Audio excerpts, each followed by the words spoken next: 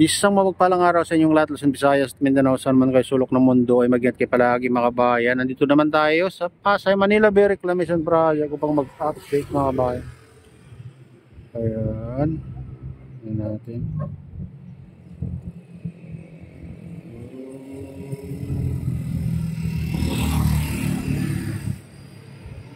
Ayan yung pinakamalawak na island mga kabayan. Napakalawak to. Kahit mataas dito pa tinatayuan natin ay hindi mo pa rin makita yung dagat sa kabila.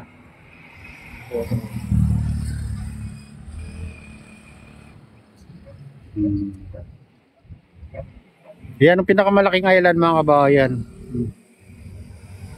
Lawak niyan, parang disyerto na mga kabayan itong island na to. Lawak.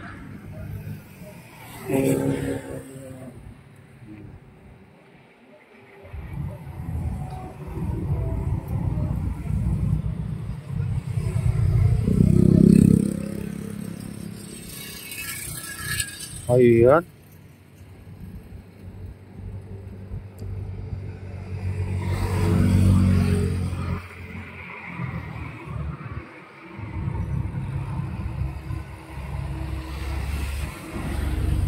Ayan, punta naman tayo dun sa seaside ng MOA. Tara, samahan niyo ako. Ayan mga kabayan, dito na tayo sa seawall ng MOA. Ayan. Dito tayo sa natatanaw natin yung reclamation mismo dito sa tapat ng MOA mga kabayan. Makita nyo, yan yung Ferris wheel doon. Tapat tayo ng Lanson Place.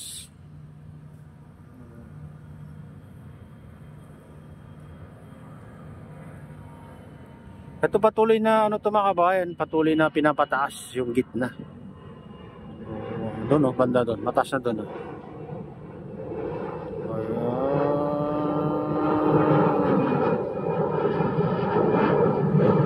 Ayan mga kabayan, mataas na dyan.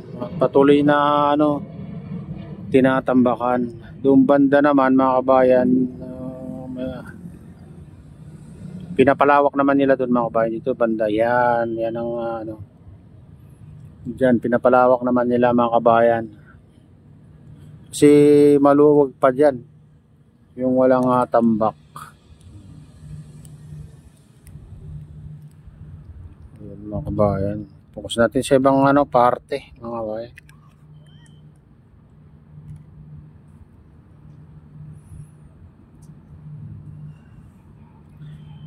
Medyo ngayon medyo mapag kaya ganito ng kulay ng video kasi yung banda mga kabayan ay kapal ng pag.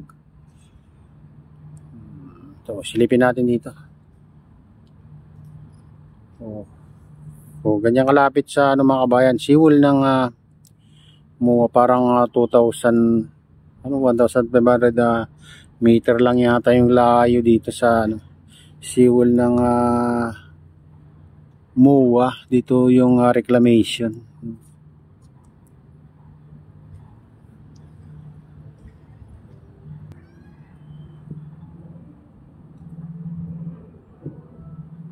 Ayan, natanaw natin medyo na dyan mga kabayan, mataas na rin dyan sa gitna. Ayan yung gabundok na buhangin, yung pumuputi na yan mga kabayan.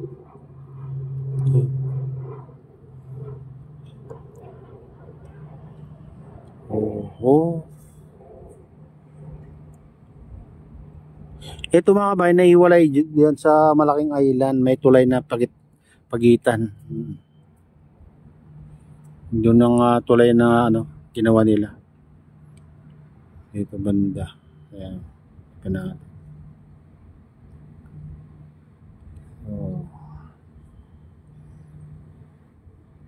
May takip. Ayan ayan banda.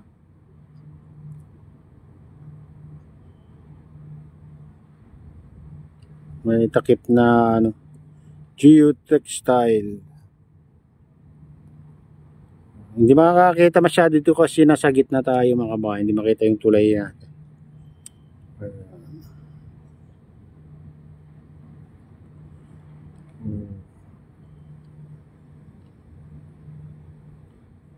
Dito naman, ayan. Ayan naman yung malaking island mga kabayan. Yung 360 hectares.